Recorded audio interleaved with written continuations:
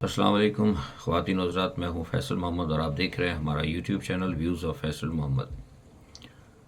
कल बलूचिस्तान में एक ऑपरेशन बकौल गवर्नमेंट के या सरकार के जो किया गया था जाफ़र एक्सप्रेस के हवाले से, बकौल उनकी वो ख़त्म हो गया है। और जो पाकिस्तानी जो DGISP और जो पाकिस्तान के जो स्पोक्स पर्सन या स्पोक्स वुमेंस या जो कुछ भी उनके लिफाफी एज विश, जो आप जैसा मुनासिब समझे वो कहें, वो खुशियाँ मना रहे हैं कि जनाब ऑपरेशन बड़ा सक्सेस हो गया है और सारे दहशतगर्द मार दिए गए हैं। बताया जा रहा है कि 149 उन्होंने पहले रहा कर दिए थे, बाद में तकरीबन 124 कहते हैं और उन्हें रहा करा दिए।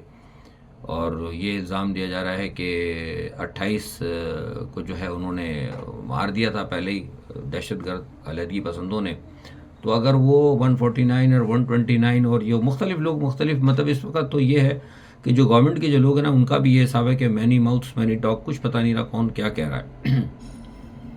सही आदाद व शुमार भी ना कोई बता रहा है और ना कुछ, सुबह कुछ होता है शाम को कुछ होता है। लेकिन जो ऑफिशियल, जो पहले दिन जब ये ट्रेन का हाईजैक हुआ था तो बताया गया था कि उसमें 450 के करीब हैं उसमें बंदे, उन्होंने कहा था होंगे। ज़ाहिर सी बात है, जब 9 बोगियाँ भरी हुई थी, 9 बोगियों में, तो ये तो अगर आप जिस तरह ये बता रहे हैं 120 और 130, तो इसका मतलब ये तो कुछ ना हुए, ये तो 4 बोगियों में आदमी आ जाते हैं। तो इसका मतलब ये हुआ कि इन्होंने रोज़ अव्वल से अब ये बात गलत कर रहे हैं। और अगर ये बात मान ली भी जाए कि चलो जो ये बता रहे हैं तो ये तो टोटल 304 होते हैं, तो बाकी वो 430 या 450 वाले किधर गए? तो ये एक सवालिया निशान है। दूसरा सबसे बड़ी बात ये कि मैंने आपको बताया था कि 200 कफन कैरियर इन्होंने कोयटा से मंगवाए थे और जबकि ऑलरेडी 90 वहाँ पर मौजूद थे। तो 90 वो और 200 290 कफन कैरियर क्यों भेजे गए, किसके लिए भेजे गए, किस वजूहत से भेजे? क्या उसके अंदर लाशों के अलावा क्या आपने वहाँ से सामान भी उठा के लाना था? मतलब हर बात जो है ना इनकी जो है ना मशकूक है और कहीं ना कहीं इस बात की गमाजी करती है कि ये द्रोह से काम ले रहे हैं। दूसरा, उसके अलावा अगर आप BBC को देख लें तो वो क्या कह रहा है? Baloch rebels are using civilians as human shields. There are reports that some hostages have been taken away into the mountains. आप वॉइस ऑफ अमेरिका को देख लें, दूसरों को देख लें, वो सब जो है मुख्तलिफ बातें बता रहे हैं। और उसके अलावा जो बलोच वहाँ पर अलहदगी पसंद थे, और जो उन्होंने जिन लोगों को पकड़ा था अपने पास, और उसके अलावा वहाँ पे जो मकामी लोग जो ट्रेन के अंदर थे, वो जो वहाँ से जिनको रहा किया गया, उन्होंने खुद रहा किया, वो उन्होंने भी आके जो स्टोरीज़ दी हैं, ज़ाहिर वो खुद मौजूद थे, उनको तो हर चीज़ का पता है, उसमें औरतें भी हैं, बच्चे भी हैं, ख़वातीन भी बातें कर रही हैं। वो अगर आप उनको देखें तो सरकार की तमाम स्टोरी जो है वो बिल्कुल झूठ नज़र आती है। बहरहाल अब ये है कि मैं तो समझता हूँ कि ये बिल्कुल गलत है, और जो मेरे पास मालूमात आ रही हैं वो ये हैं कि अभी भी तकरीबन 70 से 80 लोग जो हैं उनके पास मौजूद हैं। और उसमें बताया गया है, मुझे जो बताया जा रहा है, जो मेरे पास इत्तलात रही, कि उसमें ज़्यादातर सब सिक्योरिटी पर्सनल्स हैं, फ़ौजी हैं, और उनको अब शायद गालिबन ऐसा महसूस होता है कि छोड़ दिया गया है अल्लाह के हवाले या उनके हाल के ऊपर कि वो मार दें या क्या करें। क्योंकि इन्होंने तो हाथ खींच लिया, उन्होंने कह दिया कि ऑपरेशन ख़त्म हो गया। भाई ये कैसा ऑपरेशन था ख़त्म हो गया? वहाँ 70-80 लोग मौजूद हैं आपके, और आप कह रहे हैं ऑपरेशन ख़त्म हो गया। तो ऑपरेशन तो हमेशा ये कामयाबी बताते हैं। इससे पहले जितने भी ऑपरेशन होते हैं, इसमें कितने लोग हमारे बन्नू में हमारे फ़ौजी शहीद हो रहे हैं, मुसलसल शहीद हो रहे हैं, सब जगह होते हैं। जब भी कहते हैं उनकी भाई एक ही बात हो कि इतने खवारिज हमने मार दिए, हम किसी को इजाज़त नहीं देंगे और हमारे हौसले पस्त नहीं होंगे।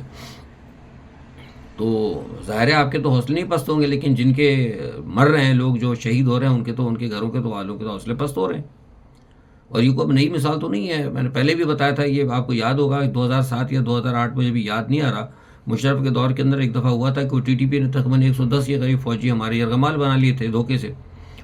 तो उन्होंने उनको कहा, मुशर्रफ साहब को, कि जनाब आप हमारे मुतालबात जो थे, उन्होंने कुछ लोगों को आज़ाद करने की बात की, तो मुशर्रफ साहब ने गालिबन 16 या 18 के करीब, मुझे भी याद नहीं है, बंदे TTP के छोड़ दिए थे और बचा लिया सारे साफ अपने फ़ौजियों को। मुशर्रफ साहब ने कहा था कि मेरे लिए एक फ़ौजी बड़ा है, मैं एक फ़ौजी, उसने कहा मेरे लिए बहुत है, मैं नहीं इस रिस्क ले सकता, उन्होंने छोड़ दिया। लेकिन इधर से जब बात की गई तो यहाँ से कहा जा रहा था कि जनाब हमने जो खबरों में सुना कि हम दहशतगर्दों से बात नहीं करेंगे, हम बात करेंगे तो उसका मतलब वो हमारे हम पल्ला हो गए। भाई अगर आपकी गलत पॉलिसियों की वजह से आपने दहशतगर्दों को खुद क्रिएट किया है, आप ये अगर ये हरकतें ना करते, अगर आप बलूचिस्तान का जो सियासी मामला है उसको रोज़ अव्वल से आप इसको सिक्योरिटी इशू बना रहे हैं, 10 साल से मिसिंग पर्सन का इशू चल रहा है, आप इसको क्यों नहीं हल करते रहे? अदालतें भी कहती रही हैं, जो जज उस पर बात करता है, जो अदालत से बात करती है, आप उसको उठा के उसका बेड़ा गर्क कर देते हैं।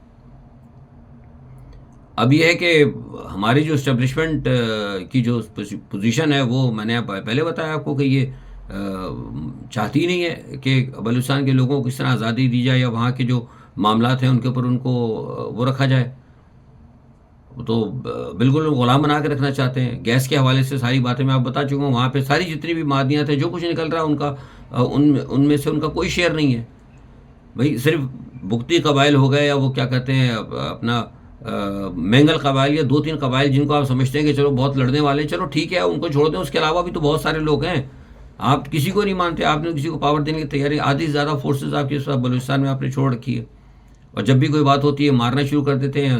मतलब आपके वो एक मिसाल है ना कि वो, मैं हमेशा कहा करता हूँ कि वो आपके हाथ में अगर हथौड़ी आ गई तो आप हर चीज़ को कील समझ के ठोकना शुरू कर दें। तो हमारी इस्टेब्लिशमेंट तो यही काम कर रही है, अंदर भी कर रही है और बाहर भी काम कर रही है। अच्छा, अब वो मार दिया उन्होंने, ऑपरेशन कर करा के लोगों को, कुछ को मार मोड़ दिया, खुद मार दिया, कुछ उन्होंने मार दिया, बाकी उनके पास मरने के लिए छोड़ दिए।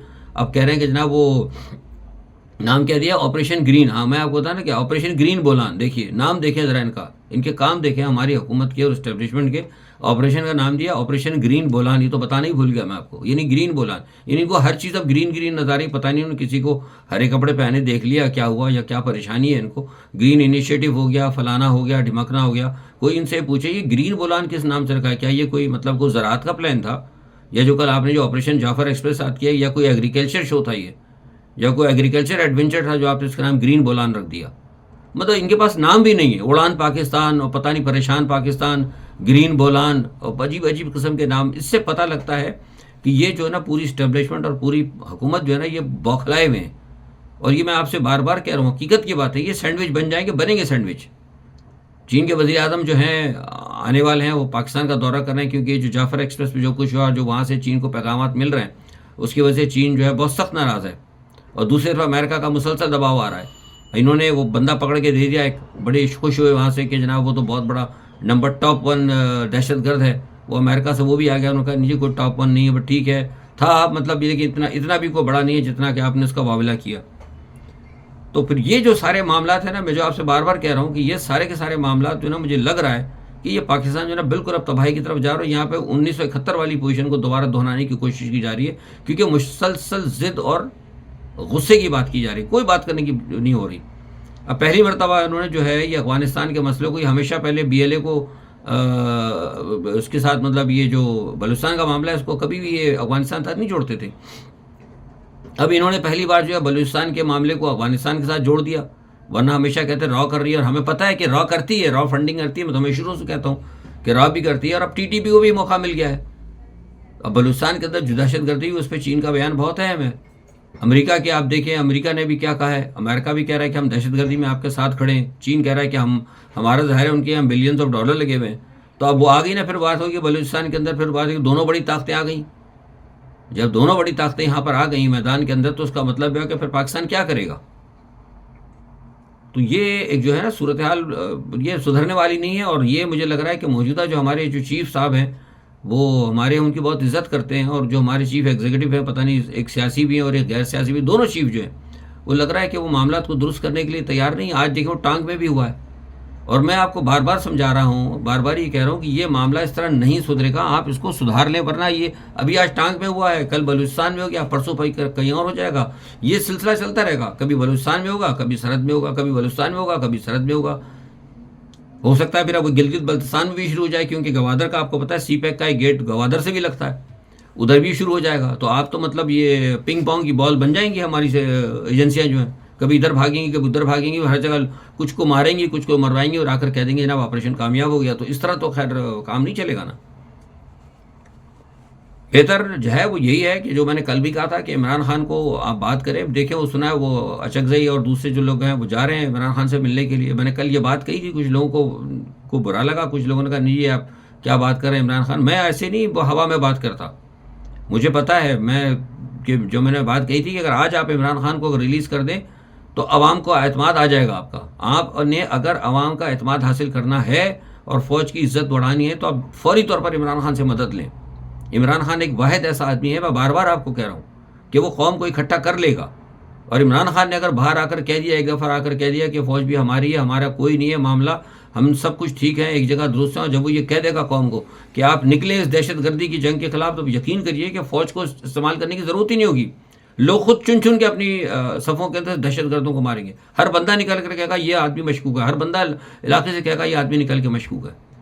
लेकिन मुझे लगता है कि आप चाहते ही नहीं ये काम करना, क्योंकि यहाँ एजेंडा कुछ और है। जैसे मैंने कहा था कि 2030 के अंदर पाकिस्तान को मुख्तलिफ छोटी रियासतों में तकसीम करने का है। ये तो बात मैं तकरीबन गुज़िश्ता 15 साल से कह रहा हूँ, 20 साल से कह रहा हूँ।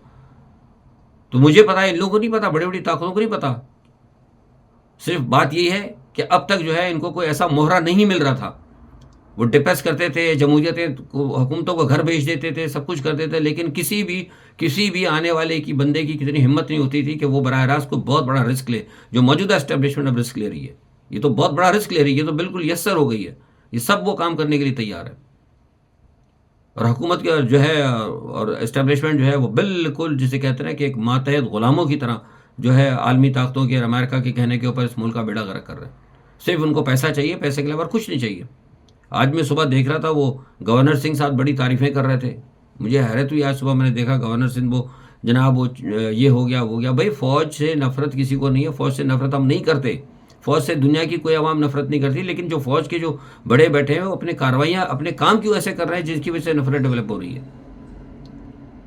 ये भी आप जो इन्होंने सिंध के अंदर जो आज करारदाद पास हुई है, क्यों पास हुई है? इसीलिए हुई ना कि आपने ये जो मौजूदा एस्टेब्लिशमेंट है, जो हमारे जो करता धरता है, जो ताकतवर है, इन्होंने क्यों मतलब बगैर सोचे समझे सिंध की मंजूरी लिए हुए उन्होंने क्या कहते हैं चोलिस्तान के जो है नहरें निकाल दी, और बैन अल-अक़वामी सतह पर आपने जो है उनके साथ ज़मीनें दे के वो एग्रीकल्चर जो माहिदे कर लिया आपने उनके साथ। कहाँ से आपके पास पानी है? डैम्स तो आपने बनाए ही नहीं है। जो काम आप बलूचिस्तान के साथ कर रहे हैं, बलूचिस्तान वालों की आपने सारे छीन लिए, छीन कर आपने सारे उनके ऊपर कब्जा कर लिया, वही काम आप यहाँ सिंध के अंदर कर रहे हैं। और जब मैं बार बार ये कहता हूँ कि सिंध के अंदर हालात आप देख रहे हैं, बलूचिस्तान में आप देख रहे हैं हालात ख़राब हैं, खैबर पख्तूनख्वा में आप हालात ख़राब देख रहे हैं, इंडिया हमारे लिए दांत गाड़ कर बैठा हुआ है, बलूचिस्तान से हमारे अफगानिस्तान से हमारे हालात ख़राब हैं, ईरान से भी पाराशरार की वजह से हमारे मामला दुरुस्त नहीं है। तो ये आपको, जैसे कल मैंने कहा, ये उड़ता तीर पकड़ने की क्या ज़रूरत थी आपको? आपने खामोशी से उठा के आपने सिंध को भी बगावत पे खड़ा कर दिया। तो ये तमाम बातें क्या ज़ाहिर करती हैं? ज़ाहिर नहीं करती कि मौजूदा जो इस्टेब्लिशमेंट है यहाँ पर जो मौजूदा है, ये पाकिस्तान को तोड़ने के उसके ऊपर काम कर रही है। हमने दुनिया देखी है, हमने पाकिस्तान के अंदर सियासत भी की है, बैनुल अक़वामी सतह पर भी सियासत करते हैं, सारी मामला देखते हैं। फौरी तौर पर देखा जाता है कि भाई अगर कहीं से कोई गड़बड़ हो रही तो दूसरी जगह तो उसको वहीं ख़त्म करने की कोशिश करते हैं, दूसरी जगह पर उसको फ़ौरन कंट्रोल करते हैं कि कोई ऐसी गलती ना होने पाए, कोई ऐसा काम ना होना पाए कि दूसरे इलाके के अंदर ये शोरिश बरपा हो। आपने तो शोरिश बरपा करवा दी। आज सिंध के असम्बली में करारदाद पास कर दी उन्होंने। तो ये क्या है? ये मुहिब वतन है ये। और गवर्नर सिंह साहब खड़े होकर बड़ी तारीफ़ें कर रहे हैं जनाब चीफ़ की। और भाई हम चीफ़ की इज़्ज़त करते हैं, लेकिन तारीफ़ हम भी करते हैं, लेकिन तारीफ़ इतना ना करें कि आपको ऐसा लगने लगे कि बस वो आपका ईमान का हिस्सा बन गया है, कि अगर आपने चीफ़ की बात नहीं मानी और आपने चीफ़ को नहीं माना तो आपकी मग़फ़िरत नहीं होगी। मैं यूँ कह देना सीधा सीधा कि जो चीफ़ की बात नहीं मानेगा, मरने के बाद उसका जो अमालनामा है वो भी उल्टे हाथ में दिया जाएगा। अजीब बेवकूफ़ी वाली बातें ये लोग करते हैं। उसकी वजह यह है कि सारे के सारे ये क्या है, गवर्नर सिंध आपका चोर था, एक चोरी के इल्ज़ाम में मोटरसाइकिल की चोरी में पकड़ा गया था। ये वज़ीर-ए-आज़म कौन था? ये सारे के सारे नोटोरियस किस्म के लोग आपने पकड़े हुए, सबके सब चोर हैं। तो जितने चोर हैं, चोरों को ये इस वक्त ये जो एस्टेब्लिशमेंट सूट करती है। मुझे एक भी बंदा बता दे, सदर समेत, वज़ीर-ए-आज़म समेत, गवर्नर सिंध समेत, कौन सा बंदा ऐसा है जो करप्ट नहीं है? जो करप्ट नहीं है वो छोड़ के चला जाएगा, हट जाएगा सिस्टम के साथ। हट गया अख्तर मेंगल, हट गई सानिया निश्तर भी छोड़ के चली गई। कब तक वो चलेंगे? इसलिए जो नहीं होंगे करप्ट वो छोड़ते चले जाएंगे। तो ये असल में बार बार मैं बता रहा हूँ कि ये मुल्क के अंदर बहुत ज़्यादा जो है हालात ख़राब होते जा रहे हैं, और इस मामले को दुरुस्त करना पड़ेगा। आप बैठ के बात कर लें, कोई बड़ी बात नहीं। आप कहते हैं कि जनाब वो अमेरिका को खुश कर रहे हैं आप। अमेरिका तो अमेरिका खुद पाकिस्तान की ISI को, पाकिस्तान की फ़ौज को बुरा कहता है। वहाँ के थिंक टैंक क्या तकरीर कर रहे हैं? Pakistan has a state within a state. The Army and its intelligence service, the Inter-Services Intelligence Directorate, better known as the ISI, is a state within a state, wholly unaccountable to the civilian government. The ISI routinely murders journalists who cross its line. Everyone knows they do it, and they are never held accountable for it. The Pakistani state within a state runs a network of terrorist organizations across the subcontinent, carries out all kinds of covert operations, and runs the critical portfolios of Pakistan's foreign. तो फिर इन पर क्यों नहीं पाबंदी लगाती? इन पे लगाए ना ज़रा वो क्या कहते हैं, कौन सा पीका का बयान पकड़े, पीका के तहत अमेरिका के इस बंदे को भेजें, ज़रा बुला के लेके आए ना, इस थिंक टैंक के बंदे को ज़रा घसीट के लेके आए ना इधर। तो उनसे फिर आप वो सामान भी लेते हैं, उनसे पैसे भी लेते हैं। महारंग बलोच की बात है, महारंग बलोच गद्दार है, मैं कह रहा हूँ महारंग बलोच कोई गद्दार नहीं, 10 साल हो गए भाई, बैठ के बात कर ले, इंसान है वो, बिल्कुल बात हो सकती है, आपसे नहीं हो सकती, छोड़े इमरान खान को, मैं गारंटी दे रहा हूँ कि इमरान खान कंट्रोल कर लेगा इनको, मेरे पास मालूमात है पूरी, मुझे पता है कि वो बहुत सारे लोग जो बाहर इनके सारे एजेंट हैं वो सबसे कहीं ना कहीं बड़ी बड़ी जगहों पे कहीं ना कहीं मुलाकातें होती हैं, हम जाते रहते हैं दुनिया के मुख्तलिफ जगह पे, लोगों से बातचीत होती है, लोग आते जाते हैं, तो सबसे बात होती है, पूछते हैं हम, हमें दुख होता है कि यार ये क्यों कर रहे हो, क्या कर रहे हो, तो वो फिर वो अपनी बात बताते हैं, तो हम कहते हैं इसका हल क्या है, वो कहते हैं बैठ के बात कर ले, जो हमारे मामला थे दुरुस्त कर ले, लेकिन आप बात करना ही नहीं चाहते। अब इमरान खान को आपने क्यों बंद करके रखा है? इमरान खान क्या बलूचिस्तान की अलहदगी चाहता है? इमरान खान क्या सिंध की अलहदगी चाहता है? इमरान खान क्या खैबर पख्तूनख्वा को तोड़ना चाहता है? आपने उठा के 9 मई का मुकदमा उस पर डाल दिया, अब कल ये जो कुछ हुआ सारा वो भी आप कह रहे हैं कि इमरान खान की वजह से हुआ। तो ये तो मुझे नहीं लगता कि आप जो है महारंग बलोच को भी आप दहशतगर्द करते हैं। वो महारंग बलोच जो वो डोनाल्ड ब्लूम के साथ और अमरीकी तमाम ओहदेदारों के साथ मिलती है, उसको अगले नोबेल प्राइज़ के लिए मुंतखब कर लिया, उसका नाम आया। तो आप कहाँ हैं, मतलब आपकी स्टैंडिंग किधर है? ये हमारी इस्टेब्लिशमेंट की क्या स्टैंडिंग है? अमेरिका के पीछे भागते हो, अमेरिका आपको दहशतगर्द कहती है, जिसको आप दहशतगर्द कहते हो वो दुनिया के अंदर नोबेल प्राइज़ के लिए मुंतखब हो जाता है। आप जिसको कौम अच्छा कहती है आप उसको दहशतगर्द कहती है, जिसको दुनिया बुरा कहती है उसको आप प्यारा कहते हो, जिसको दुनिया चोर कहती है उसको आप एक्सेप्ट कर लेते हो। ये हो क्या रहा है असल में इस मुल्क में? ये सोचना पड़ेगा हमारी इस्टेब्लिशमेंट को। बहरहाल ये जो है मैं बता रहा हूँ आपको कि इस वक्त सूरत हाल जो है ठीक नहीं है, और ये मामला बलूचिस्तान का भी ख़त्म नहीं हुआ, वहाँ चल रहा है। मैं मालूमात कर रहा हूँ, अभी मुझे बताया गया है तकरीबन को 2 घंटे में आपसे बात करूँ, सुबह का टाइम है, पाकिस्तानी वक्त के मुताबिक को 12-1 बजे का टाइम होगा इस वक्त। तो वहाँ पर अभी बताया गया कि 80 के करीब बंदे उनके पास अभी भी मौजूद है, देखें क्या होता है। लेकिन बहरहाल ये कि ऑपरेशन कोई कामयाब नहीं हुआ, आपसे झूठ बोला जा रहा है, और मुल्क के हालात अभी भी बेइंतहा ख़राब हैं और ख़राबी की तरफ जा रहे हैं और मज़ीद ख़राबी की तरफ जाएंगे। देखना अब हमारा काम है, कौम का काम है, अवाम का काम है कि अवाम कब तक जो है इस तमाम सूरत हाल को बर्दाश्त करती है। जब तक अवाम नहीं दिखी, अवाम सबसे बड़ी ताकत होती है। अगर अवाम उठ के खड़ी हो जाएगी, अवाम इस सिस्टम के ख़िलाफ़ अगर उठ के खड़ी हो गई तो ये सिस्टम, ये मुल्क जो है बच जाएगा। वरना आप यकीन करें कि जो मुल्क इससे चलाने वाले हैं ये मुल्क को तोड़ने की तरफ लेके जा रहे हैं, और यही सूरत हाल रही तो खुदा न खास्ता हाकम बदहन ये पाकिस्तान की सलामती जो है ख़तरे में पड़ सकती है। आज के लिए इतना ही, अपना बहुत ख्याल रखिएगा। अल्लाह हाफ़िज़।